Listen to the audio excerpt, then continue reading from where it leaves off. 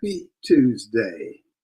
It is Tuesday, November the 14th, the 318th day of the year, and there are only 47 days left in 2023. And welcome to another edition of Tuesdays with Thom. It seems the forgotten ones are no longer forgotten, and that's a good thing. Our G-list guests today are Mrs. Gloria Owens and Coach Mitzi Jackson, representing the James Owens Foundation. They're here to discuss the second gathering this coming weekend of the Forgotten Ones and who and what are the Forgotten Ones. Who do they represent? Well, the Forgotten Ones are the early athletic integration pioneers at our respective alma mater, Auburn University. Last year, the James Owens Foundation, where Mrs. Owens serves as president, held the first ever gathering of the Auburn Black athletic pioneers. Having married James Owens, Auburn's first Black footballer, Mrs. Owens knows the trials and tribulation of being, quote, an only or a first. Last year, more than 30 pioneers from the 1970s, athletic pioneers, I might add, returned to Auburn's campus. Those 30 former athletes constituted most of all of the living former pioneers. The group consisted of football, male and female basketball players, and the lone baseball player at that time. Has that changed? I don't know. Anyway, the camaraderie that was shared amongst the former players created once-in-a-lifetime memories. It was exhilarating. Many of the guys had not been back to the university since they left 40, 50 years ago. Some of the names that gathered a year ago: Virgil Pearson, Mitzi Jackson, Cedric McIntyre in football, J.B. Brown in baseball, Clifford Outland, Harvey Glantz, world class track athletes, Gary Redding, Albert Johnson basketball, Wendell Merritt, Loretta Freeman women's basketball, and others. And I apologize for not remembering all the names. The university showed its support with the presence of University President Chris Roberts, Athletic Director John Cohen, track coach Leroy Burrell, and others. Looking back, these athletes performed their feats of athletic glory when allowed. There was, however, a disconnect. In many cases, athletic integration was ushered into athletic programs throughout the South with personnel at the time that had never integrated their own lives. They had little to no understanding of what to actually do, how to make the athletes feel welcomed, how to truly integrate. The athletes were taken from their homes and communities where they were family and directed to assimilate rather than truly integrate. But that's yesterday. It's history. But we should remember, as I read last week, history is not there for you to like or dislike. It is there for you to learn from it. And if it offends you, even better, because then you are less likely to repeat it. History is not yours to erase or to destroy. This year's excitement is building. I look forward to seeing everyone and being welcomed back to my alma mater.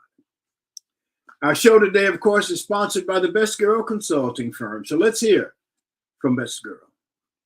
Best Girl is a consulting firm that provides customized leadership, access and inclusion, public relations, communications, and organizational consulting services.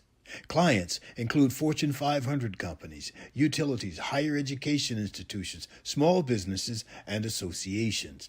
Best Girl's team of consultants, led by Joyce Gilly-Gossam, Emily Hedrick, and Sean Jones, partners with business and education clients to promote organizational effectiveness, communication, motivation, and leadership, with always an impact on the bottom line.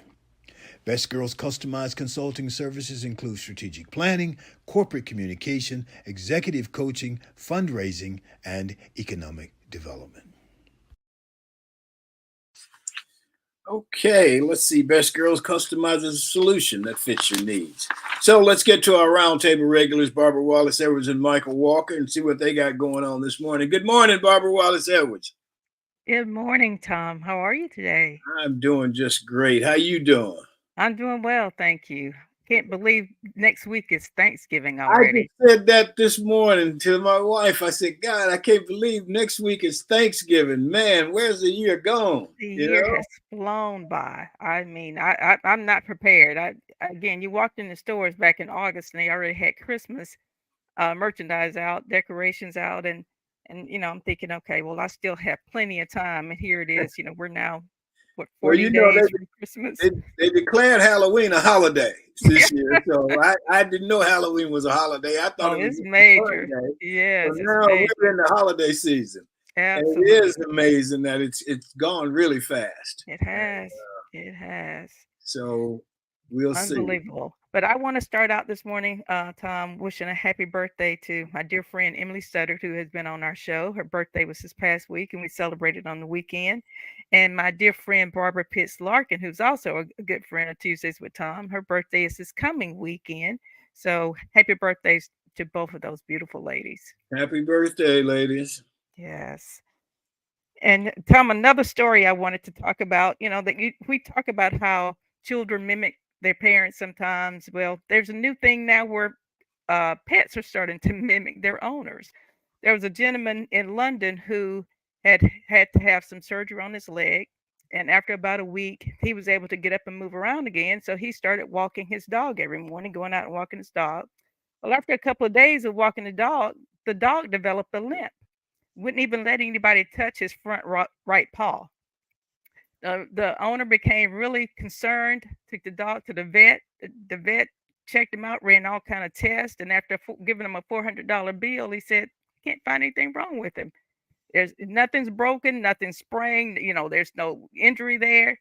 And it come to find out the dog was actually mimicking the owner because the owner was walking with a limp, and the dog decided he would do the same thing. So Yeah, those dogs are they do that. yes, You they were know, I smart. saw where they found this guy's body. He had gone for he's gonna climb a mountain. I think it's in the West Coast somewhere. But he Hmm. had been missing for like a week, and they finally found his body. They don't know what happened to him. But his dog had gone with him, and the dog was laying right there beside him. And the dog was Wow. alive, but he was Right. It wouldn't leave him. Yeah. yeah, he wouldn't leave him. So They're so smart, and it's amazing. There was another gentleman who commented on that story that I was reading that said he had a cough, and after about a week or so, his dog developed a cough. Took him to the vet, couldn't find anything wrong with him. He's just mimicking his owner. So, well, when we had our dog, Sally, we used to put a scarf on Sally. hmm. Oh God, she loved it. Boy, you put that scarf around and she'd just be primping around, whatever. Just like, look at me. And Yeah. then when it was time to take it off, you'd be reaching, she'd be moving her neck because she didn't want you to take it off. She knew she was getting ready to go somewhere, probably with that Yeah, scarf on. So yeah, they are so smart. that's great. But he checked the dog out and it was $400. $400 Goodness vet bill. gracious. They ran all kind of tests on him, and trying to figure out why was the dog limping like that. And again, he wouldn't even let anyone touch his right paw. He was, I guess he watched the owner if they were changing his bandage or something. That the owner said he would, kind of moan or groan, and the dog was doing exactly the same Yeah, thing. That is just too smart. okay. Well, let me say good morning to all the people who are checking us out this morning, and Yes, we appreciate it. And hopefully, we'll lighten up your morning, enlighten you a little bit, or at least you'll have absolutely. some fun. You Yes. got anything else right now, Barbara? Well, we can wait until we bring Michael on. I got a couple other things, but we can wait until Michael All comes right, on. Michael Walker, where are you, buddy? I'm right here. Good morning. Good morning, Hey, Barbara. Good Good morning, morning. TG. how you doing? I'm doing well. How are you guys this morning? We're Doing good. great, thank We're you. good. Great. You you Great. you, you want to go? Sure, I'll go. I want to just pass along a little bit of caution to everyone out there. It's flu season and all this stuff is coming up. I just like to encourage everybody to at least get a flu shot or a COVID shot or whatever, just for preventative measures. There's a woman in Ohio who was a principal, and I think she's about maybe 52, late 40s, and she got the flu, but she didn't know she had the flu. She started with a sore throat, and it continued to progress. It ended up that it turned into pneumonia, bacterial pneumonia, and she became septic. Wow. She lost both arms and both legs. Oh my God. Wow. Before the doctors could figure out that it was sepsis that had, cropped up in her. And she had not gotten a flu shot. And there's a lot of stories about people losing arms, legs, and what have you. And what happens is your blood pressure drops too low and the blood flow to the extremities drops off and the tissues can die. And that will lead to having to do an amputation. And they say that the warning signs, sepsis, is high fever, fatigue, dizziness, and weakness. And if you exemplify some of those symptoms, you need to really get to a doctor so they can put in some broad spectrum antibiotics. But a lot of this came from the fact that she had the flu, did not know it, did not get the flu shot, and she ended up paying the price for it. However, she's recovered. She has some prostheses for legs and for arms. Her arms were amputated below the elbow, which made it, better for her to get prostheses, and the same with her legs. And now she's gone back to the school as a principal. Mm-hmm. And she is being a role model for the kids at school, telling them how they can get through any adversity, just, have the right attitude and push forward. And that's what she's doing. She's back to living her life, but it was really touch and go there. And that's a testament to being mentally tough if you had that happen to you. And it's all because it could have been prevented. So, our country doesn't really focus on preventative medicine. We focus on treating the symptoms and things after it's too late. We need to kind of change that dynamics, the way we treat healthcare, and really look at preventative medicine. And I know a lot of big pharma, they don't want to look at it that way because they make all their money off of treating the symptoms and stuff. Right. But if we're going to get healthier as a nation and get some control of this healthcare cost, we've got to start doing preventative medicine. So just wanted to pass that along to everyone out there, just to remind them to go get your vaccinations. I got mine, so hopefully that's good. And, everything's controversial these days. Why it's controversial to get a shot, I don't know, but I got mine. So yeah, okay. Well, like you, I went ahead and I got my COVID vaccine, my last vaccine, and I had the flu shot earlier. I got that in August, and I went ahead and got that RSV vaccine. Right. So I guess sometimes I like to be in a situation saying, I wish I had. I'd rather go ahead and do it so I don't have to deal with that, Right. And so I mean, all you got to do is make an appointment and go to the pharmacy. It doesn't take up a whole lot of your time or anything right. like that. Yeah. On a lighter note, $2 bills are worth a lot of money nowadays. If you have a $2 bill. I saw that somewhere. Yeah, if you have a $2 bill somewhere laying around, you need to pull it out and go check it to see. Some of them are worth thousands of dollars and hundreds of dollars. Wow. And I might have one. I was going to say, I think I got a couple somewhere. I need to look for those. Pull it out and take a look at it. They can tell you how you can determine how much it's worth and stuff. There's a chart and everything. So, me, of course, I've had a $2 bill since I was a little boy. One of my great uncles gave me. And somehow in the move, I lost my $2 bill. I say, just be my luck. I've had that $2 bill for the longest, and now I can't find it, So hopefully I'll come across nickels. Yeah. I'm sorry? I said Buffalo nickels are supposed to be. Yes. Yeah. So pull out those $2 bills. And speaking about some bills, Jimbo got a lot of bills. Jimbo ain't got to win another game. Jimbo don't have to coach another game. Not just win. He don't even have to coach anymore if he doesn't want to. What, $75 million? Yes, big money, That's Jimbo. A lot of money. They got big money in Texas, though. Well, they do have big money in Texas. Yes. I know people that work in corporate America get fired and don't have a dime. They have to go to unemployment. That's Right. right. That's right. Okay. There's a lot of You talk on know, social media if you go, these coaches are getting reinforced for failing, and that's not a good thing. well, I was about to say, if you go back and compare Jimbo's records to the record to the guy who coached before him, I can't think of his name right now. Kevin Sumner. Yeah, yeah. I think their records are almost identical. Right. You know. So maybe it's not the coaching, maybe it's Texas A&M. Could be. And didn't they have the top recruiting class maybe a year or so ago? Yes, that's when Nick Saban said Jimbo bought those players. Jimbo went out and bought a lot. Speaking of buying players, do you think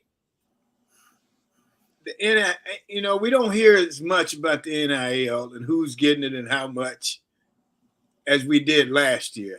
Right. Do you think the amount of NIL money a player gets determines whether he or he plays or not? Whether he's the first team quarterback or not?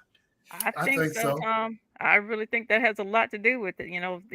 These donors putting out these high dollars, and they see that as an investment. So they want a return on their investment. If they're putting out money for these players and the coach is not playing them, I'm sure the coaches are hearing a lot about that, and maybe even someone saying, "Hey, I'm not putting up any more money to buy a player for you," as they call it, buy a player for you, if you're not going to play them. So I think it probably does make a big difference in whether who starts and how much game time they get, playing time. Michael? I agree. I don't see why not. I mean, if I were contributing to NIL and putting money up and you saying you need to go get this player, and I'm going to make sure, and the player, and especially if it's a transfer coming in from another school, right. And he's out there on the market, and all these players have a valuation. Now, I don't know who evaluates them. Right. And what's the criteria? Whatever his name is. Who? The dude with the big hair that does the pro evaluation. No. Whatever. Somehow they come up with some criteria and say, this guy is worth this much money. And so then that's what they go by. And so if somebody offers them that or a little bit more, then they go. So they're hired guns. And I would say, yeah, I think that does determine. If you get a lot of money to come in there, they're not going to put you on the bench. They got to play you. Okay. You got to be given every opportunity to show too. That just occurred to me watching the latest stuff that I've been watching. So yes, I think that's interesting, and I got to wondering about that. You don't hear hardly anything about it anymore. That tells you something's up, doesn't it? They used to tell you who's getting how much and so on and so forth, and now they're not. At least I haven't heard it. Sweeping stuff under the rug now. It's called sweeping it under the rug. Let's not talk about it. Well, that happened when I was playing. Now that's long. That's when they were sliding money under the table. They were sliding money under the table, greasing the palms, as they say. Back then, if you got $20, you're doing good. Oh yes. Okay, Barbara, you said you had something else, Michael. I do have another story that I want to mention, Tom. Talking about volunteers in schools, I think they're going to have to do a much better job of screening volunteers. There's a story out of Mobile, Alabama, where there's a former Alabama priest. His name is Alex Crow, who fled to Italy with a team a couple of weeks after she graduated. And he'd been volunteering and building a friendship, building a relationship with this young lady, and while she was a senior in high school. And a couple of weeks after she graduated, he ran off to Italy with her. Didn't tell the parents. The parents lost contact with this young lady, and they had been searching for her, didn't know where she was. He finally shows up a couple of weeks ago, and they questioned the young lady, and she would not tell them what any type of relationship she had with him, wouldn't tell them any details about the trip. So they're now saying they can't charge him with anything because they can't determine if there was any inappropriate behavior, uh, any acts done, with this child. And I'm thinking, I mean, the parents are ready to press charges, but they're saying they don't have anything to press charges for because the young lady is now 18 years old. So I think the schools are going to have to do a much better job of screening um, these volunteers and people coming into the schools saying that they're, want to work with these young people. And the Catholic Church has now denounced this priest, saying he's no longer a part of their organization. But that's just is sad. Yeah, I don't know. Yeah. Go ahead, man. You got something to say, Mike?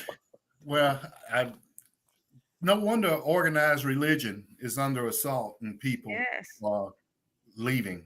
Right. It's either give me your money or it's a scandal. Yes. So, it's an issue. I understand what you're saying. Speaking of people that do not have any pride in themselves or conscience, Jacob Chansley. He is the guy that's referred to as QAnon shaman. He was the guy that was part of the rioting of the White House that wore the elk horn or the buffalo headband and walked around with no shirt on and stuff.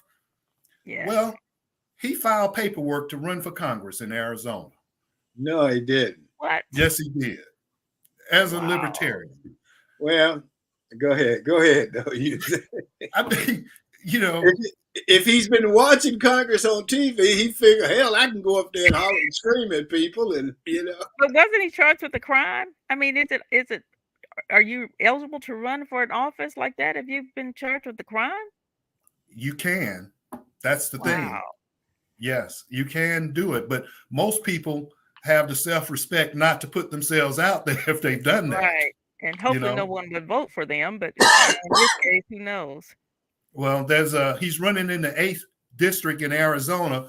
A Republican congresswoman said that she was not going to run again, so he filed paperwork to run for that seat there after he has been charged with rioting and attacking Congress. Right. So now you're going to run and be a part of Congress. Wow. I guess he says if Jim Jordan can do it, he can do it too. Oh, wow. I don't know. I don't know. That's disappointing. And one other thing that came up today, the Supreme Court justice, they have decided to issue a code of ethics to abide by. First time in the history of the Supreme Court, there's a code of ethics. One glaring miscue or weakness is there's no way to enforce the code of ethics. Wow. Right. So they'll get around to that in the next 10 years. Yeah, maybe next 10 years. Yeah. So why have the code of ethics if there's no way to reinforce it? So to pretend that they're doing the right thing. I think when they rescinded the whole abortion thing, it brought in a lot more attention on them than they were used to. And man, they there's a spotlight on them now. Now, at first it hit Justice Thomas with all the stuff he was getting from this guy. Right. You mean the guy that didn't benefit from affirmative action? No. Affirmative action didn't have nothing to do with his success. Nothing. Okay. He came out of rural Georgia and went straight to the Supreme Court. Yeah. After he married his wife, though. Yeah. I give her credit. I want to say good morning to all our people in the chat this morning. We appreciate you being with us. So one more thing. Coach Prime said that Colorado has to learn how to win. Do you agree with that? I would agree with that. Yeah. And I understand why he says that. Yeah, I You know, do too. Really, I agree. yeah, winning is part of an attitude, is part of a culture, you know, Right. and you've got to get there and understand what it takes to get there in order to continue that dynamic. The last time Colorado was relevant was what, 1990 or something, when Cordell It's been a Stewart long was time. quarterback. yeah, Yeah, it's been a long time, yeah. Uh, and and he's back got to get when And you Eric can Kennedy think played running back there, they hadn't been right. relevant since if then. you haven't been part of a winning program, you can think you're giving your all, but Mm-hmm. until you see people who actually give their all and win, Right. uh, you don't realize that maybe you can do a little more. Right. So I agree with Okay. him as well. Yeah, he's got to get recruit some players in there who've been winners.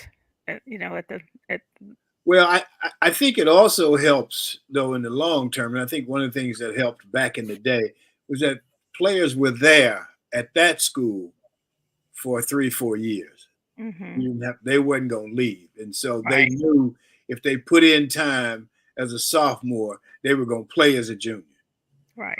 uh, and then they had 2 more years to play. And now it's different. I mean, they don't like things happening when they're sophomores. They transfer out. There you go. You're You know, right. they go somewhere else, and so you almost have to start over. Yeah. Yes. And the And coach, you hit on something really important there, Thom.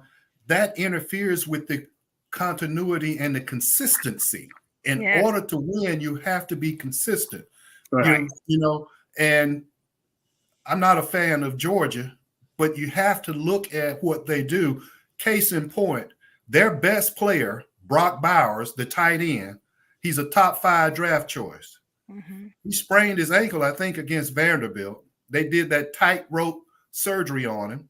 I understand Kirby called Hugh Freeze because Auburn had a couple players that underwent the tightrope surgery for the ankle to repair, and they were able to get back. Now, this guy is pegged to be a top 5 pick, first rounder. He came back and played this past weekend Wow. after having that tightrope procedure what done. is tightrope procedure? I never heard of that. It's a thing where they kind of drill, according to the diagram, they kind of drill in through there, puts a pin and take a rope through there or some type of Ooh. cord or tendon to bring that ankle back in place and tie it in there together and Oh secure my it that God. way. I saw a diagram on television about that. That's what it's called, a tightrope. So that's the rope that goes through there. But anyway, he came back and played. And that was never, and there were people, and Kirby made a comment that there were people telling him he shouldn't come back. And he was kind of talking about, agents and all these people and stuff. And he said, they just don't know Brock. That just pissed him off. He had to come back and play. And he played in the game against Ole Miss. Okay. Wow. Now, I take that and I look at Auburn, especially in the days of Gus. It may change under Hugh. I don't know.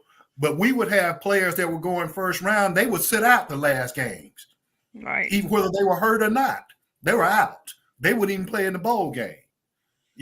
So you have to get that. That's part of a winning mentality right there, where it's team before self.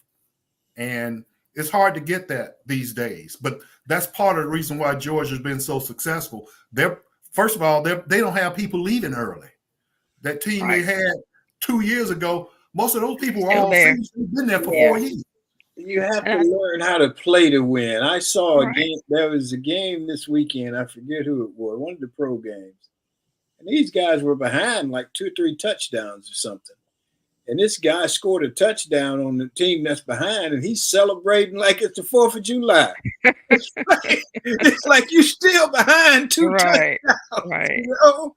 And so if is the object to win, if the object is to win, you're not going to win. Right. And I think it's just different. I was fortunate enough to play on teams that won. And Right. when you win, you can tell it's a different mindset.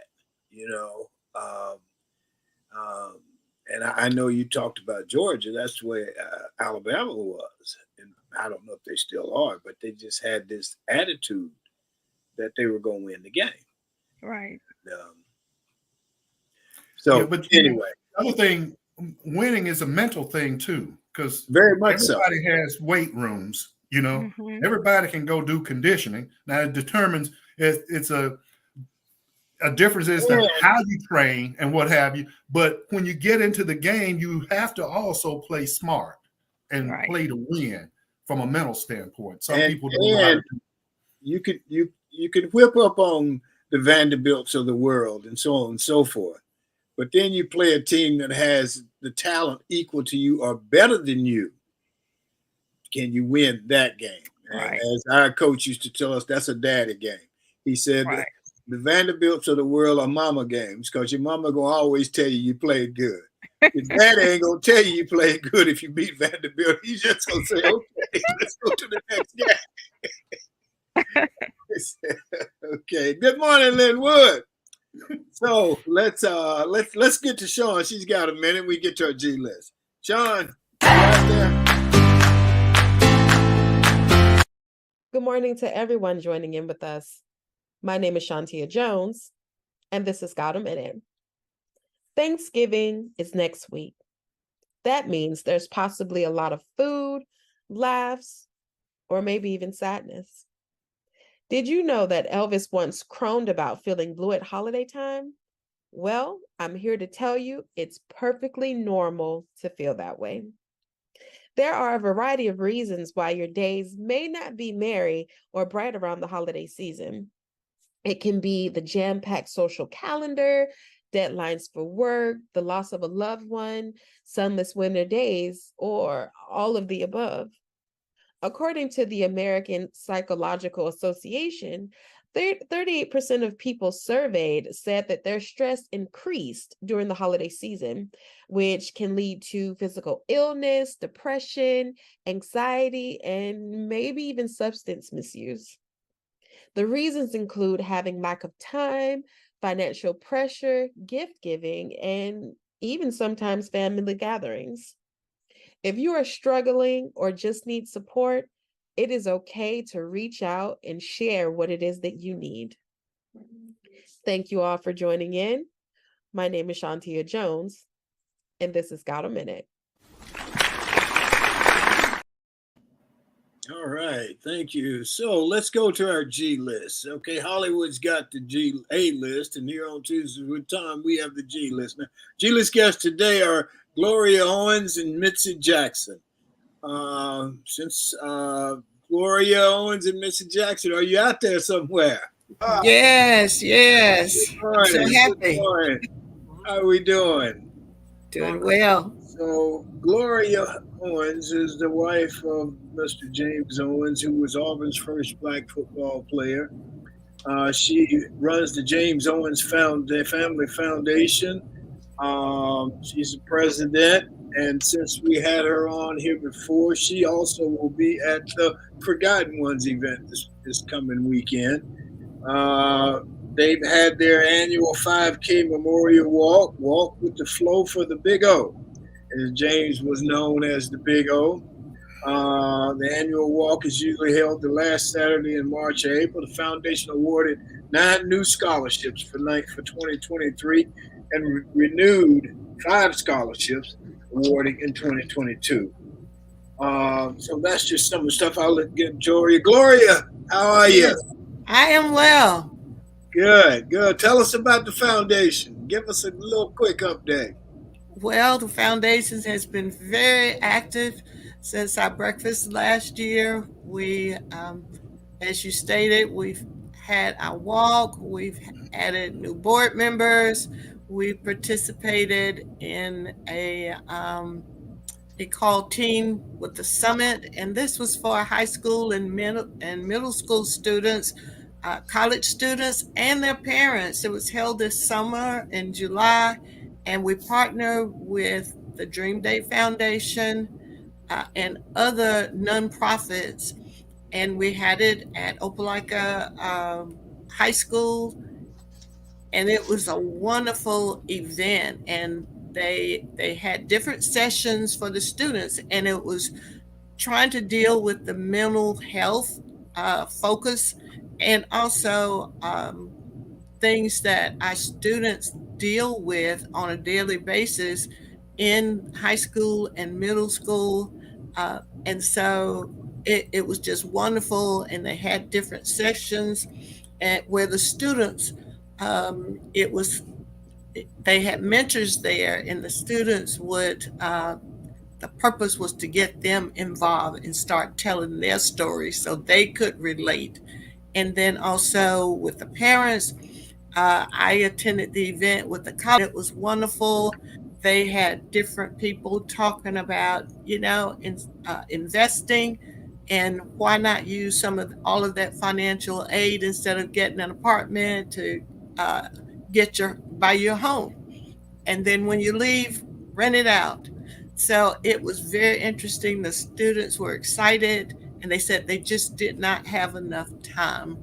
At the end of the event, the James Owens Foundation presented a Community Service Award to the founder of the Dream Day Foundation, Marion Sankey, and she will be a guest at the President's House this coming Saturday. So we've been working with, and we're so thankful to President and Mrs. Roberts for agreeing to host the James Owens Foundation breakfast this year, but it will be a brunch. So we're excited with all the participants. I've had an opportunity to talk with many of the guys because there are some special gifts. So I've just been trying to size them up and make sure that their items are set aside so when they get there, they won't be, I won't say in the fight of the first come, first serve of what's left over. So the work just continue. We've been asked to partner in chip, putt, and I don't know what else you do with golf, but it's some mentoring to teach young people, male, female, about golf, and also have mentors who are golfers. Some are professionals that will work with these students to introduce them to a new game. We don't have more than one golfer.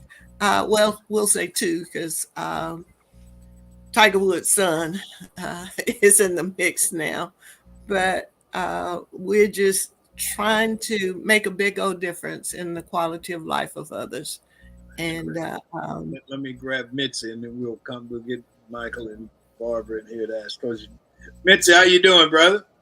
Just wonderful, man. Enjoying this conversation. Listen to you guys share these different ideas about your show here. So, tell me about.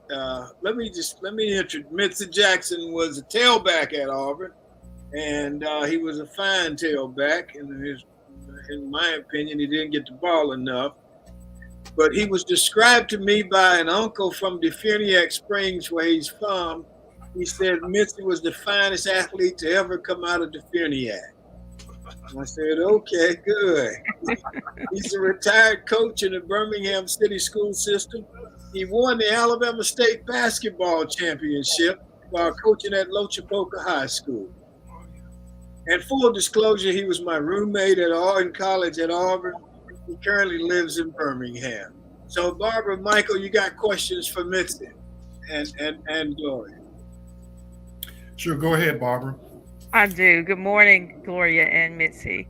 good morning. On the show.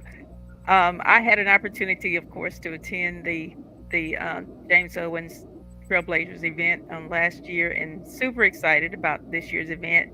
How do you all feel about it? Tell me your feelings and how James Owens would feel today, knowing that there's some recognition now for all of those players who blazed the trails back in the 70s and integrated the program at Auburn. We'll start with you, Mitzi. Wow. Daddy O would be extremely excited about this thing because he believed in family more than anything else. And once he met you, you were considered to be his family. Right. He put his arms around you he consulted me many times for problems that I was having and stuff. He always threw back to things that you haven't seen nothing yet, so just keep living. So he would definitely be happy about this. Right. Let me just pitch in here for a minute. You called him daddy. We Oh, yeah. called him daddy. Daddy Why was that, Mitzi? Hey, because when you had problems, he would put his arms around you. Like I said, he put that big bear hug on you, and he'd constantly walk off and tell you. So I just think about when I was here before I got here. Everything is going to be lovely. Just sit back and just believe in it. Say, tomorrow will come. It'll be a new day. You start fresh. Right. It was amazing how everybody looked up to him. Yes. And respected him as the elder. And before you came, it was just me and being the big O, and it was rough. People call you names and all that stuff. But I didn't never have to worry about it as long as I was with the big O. Nobody don't bother me. He's your bodyguard, Thom. You had your own personal bodyguard. That's right. Go ahead, Mitzi. Go ahead, Michael. I'm sorry. Okay. Good morning to both our guests. My first question is to Gloria. Gloria, thanks for being here, and you're to be commended for the work that you're doing in carrying on James Owens Foundation. You mentioned the brunch. What time does the brunch start on Saturday? I know that they say 3 hours before the game, but if you don't know what time the game is, you wouldn't know what time to start the brunch. So could you tell us what time the brunch is? The brunch is from 12 until 2. There will be valet parking, but it doesn't begin until 12. So we'll probably lose about 30 minutes on the front end, but that's the good thing. You don't have to look for parking. They will have their people there to park your cars, and they will also provide transportation with the golf carts to transport you to the game, and you're welcome to leave your vehicles there. The back, well, I could say the only thing is you'd have to find your own transportation back to your vehicle. But where your vehicle is located near either at the president's residence or near the residence, it will be on your key. The game will start at 3. Okay, thank you. Mitzi, I want to ask you something. You've coached and what have you, and you're seeing more opportunities, I think, open up for minorities in college head coaching and what have you. Did you happen to see the interim head coach for Michigan over the weekend? His name is Sharon Moore, and Michigan beat Penn State. Did you happen to see his interview? He was just overwhelmed with emotion. And one of the analysts was saying, did Jim Harbaugh die? What's he crying for and all this? He was really kind of making fun at the brother because he was so emotional. Give me your take on that. Well, first of all, being black is one. He was excited that the kids lived up to their expectations, and that even though Harbaugh was not present, but he was over the team at that particular time. So it was pretty much like we have with Cadillac down at Auburn University, how the kids rallied around Cadillac, and they played above their expectations, some of them, and he was just overjoyed by the way they performed for him, even though that Harbaugh was still, calling the shots and everything. But when you look at a person just stepping in like that, especially by him being black, yes, that was something that he was just overjoyed about. I think the interim coach at Texas A&M is black too, isn't he? Yeah. Yes, Robinson. Perhaps this is opening up the doors for more, and I think that's another result of Coach Prime. I listened to you guys talk about that earlier. You was talking about the coaching and everything. It's a complete circle, man. It's going to be the same thing. Same thing in the NFL. They only have so many black coaches there, and they're going to hire, and then they got all these Rudy rules and all this stuff just to give you an interview and and everything in the pros and everything. Same thing in college. We talked about Jumbo Fisher. He'll have a job next week, the week after next. But instead of hiring someone that's qualified, they're gonna keep these people in a circle. That's just the way it is. Retreads, so to speak. Oh yeah. Oh Yeah. Instead of getting a new tire, just pop something else on now. Yeah, retreads, as you say. Well, actually, I don't really think Jimbo needs a job. If you get Jimbo, Yeah, Jimbo don't have to worry about it ever working again. if he Jimbo's doesn't gonna want to. get off his front porch. you get paid $75 million for not reaching your goal, Right. why should you be hired again? The Absolutely. only reason he'll get off the front porch is to go out to the mailbox and get the check. Yeah. Yeah. I don't think he has to do that. It'll be direct deposit, Tom. Yeah, it probably will. Yeah, I read somewhere that Jimbo's first job, coaching job, he made $26,000 a year, and now with this buyout, he'll be making $26,000 a day. yeah. So what a big difference! I'm sure he. Why do boxers come back? These guys make all these millions, hundreds of millions of dollars every year. Why do they come back? Why does Floyd has to come back? Floyd Mayweather. Why do he have to box again? See, that's the same thing. Jumbo, same thing. Jumbo's going to coach again. Look at Brown over in Carolina. Why did he come back? Yeah. Gone home, just sat on the porch every day in Texas and did what he wanted to do. Right. It's just the greed, I guess.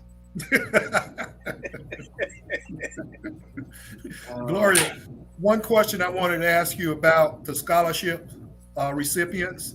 Could you tell us what are the criteria in order to receive or earn a scholarship from the James Owens Foundation? Well, they must apply. We send out the applications to the various schools starting in February and give them through April. This past year, we extended the date some. We try. So they must, be accepted. They send us a copy of their acceptance letter, their community service, in other participations, service is a big thing. And one of the favorite things that we like, they have to write, what does quiet courage mean to them?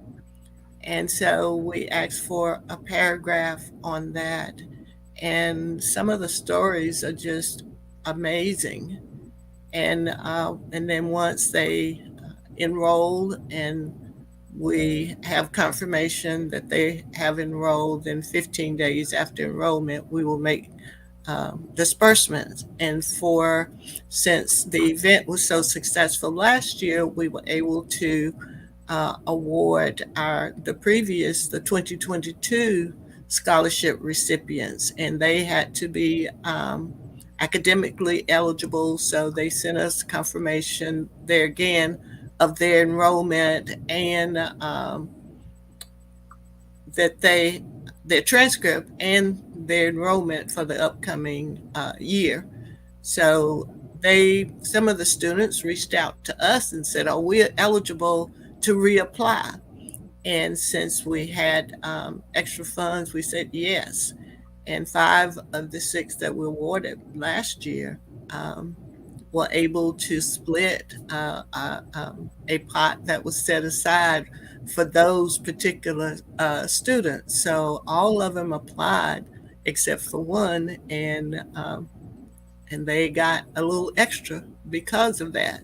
So it's amazing how you have scholarships available for students, but at times just the same student will apply and get $400,000 or $500,000 in the scholarships, much of which they can't use because it might be for a particular student. So making students aware. We post on social media, we contact the counselor's office, but getting them to apply, you never thought free money would be so hard to give away. Wow. So, but we're hoping to start even earlier this year. That's why this event Saturday will be very important to the foundation, because it is a major source for us to continue to give and make that difference and expand what the foundation wants to do, can do, and willing to do. And so we're just excited. Barbara has been a part of our foundation maybe since the beginning.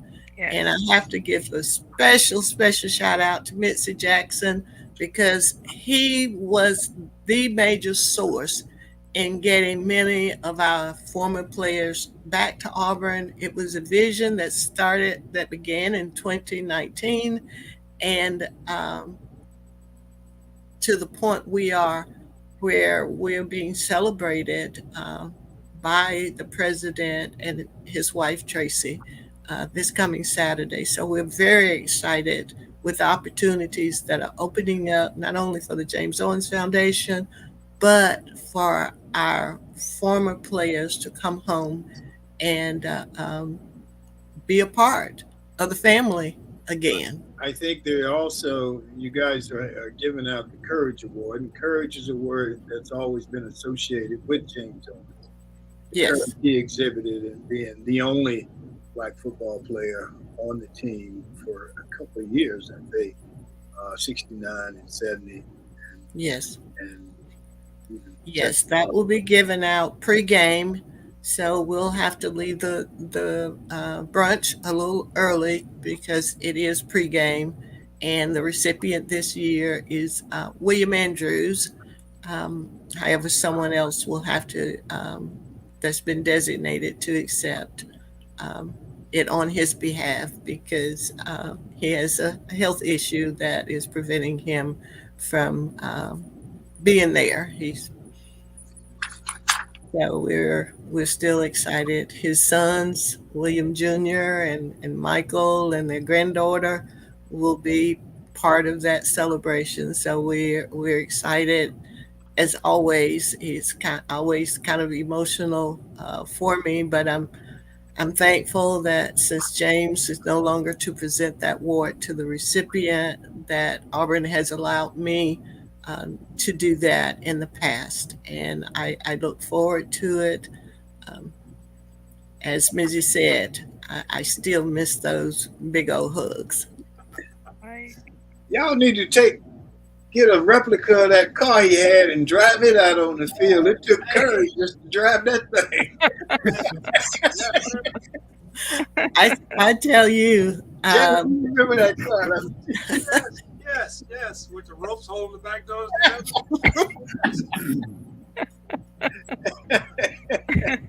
I was the chauffeur for many days. You were the chauffeur, Mitzi. Hey, I couldn't go into the clubs. I wasn't old enough, so I had to go shuffle them around. I was the gopher. Go get this, go get that. I need this, I need that. Yeah, I was a chauffeur. And Gloria, I know last year Thom mentioned there were about a little over 30, I think, Trailblazers that attended that event. How many Trailblazers are you expecting at the event this year, or do we have a count? We don't have a complete head count. I know I have been in touch with at least 28 of, especially the males and Wendell, in getting their sizes. So, but yesterday, the president's office told me they got many calls. So today we should have a list of who has responded. And so I'm thinking it's going to be close to 40 when the head count is given.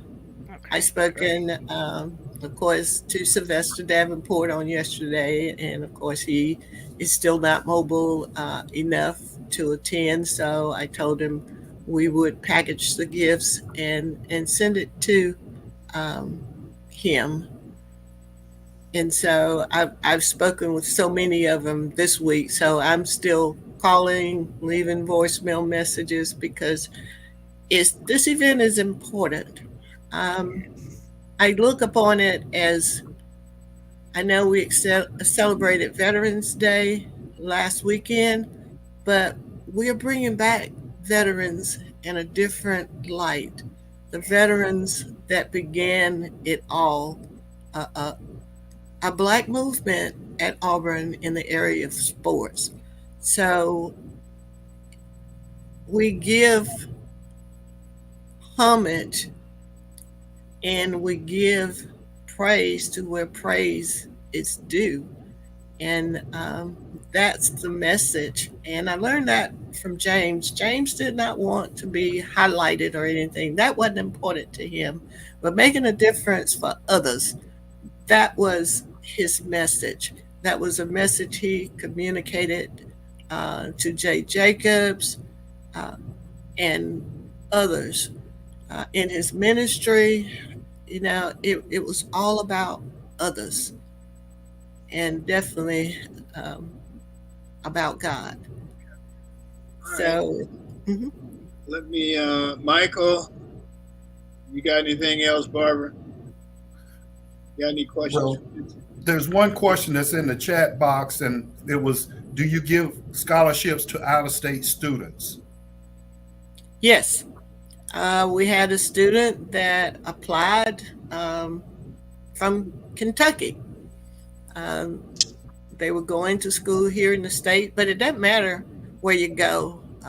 We can't discriminate. You know, our preference is Auburn, and I'm thankful to say that 6 of the 9 scholarships that we awarded this year was to Auburn incoming freshmen. So we were excited that they applied, and it stayed home. We awarded 1 scholarship that's reserved for a Fairfield student in memory of James. But yes, out-of-state students, it doesn't matter. All right. And I just want to say, last year, our dear friend Harvey Glantz, who's now deceased, was our speaker and did a phenomenal job. And this year, our speaker for this event will be Byron Franklin. Is that correct? Yes, Gloria? that is correct. We had hoped and was looking forward to a repeat of Harvey this year, but God had other plans for him. When I spoke to his wife and children after his service, they were saying, you know, he was so excited about the event and said he'd never miss another one. And so coming back home was precious to him, and he was looking forward to doing it again. So he and James Eyes will be on us Saturday. Okay, well, we need to move on. That's a good show. We thank you very much for your time and for your comments, and we will look forward to seeing you guys on Saturday. So thank you very much.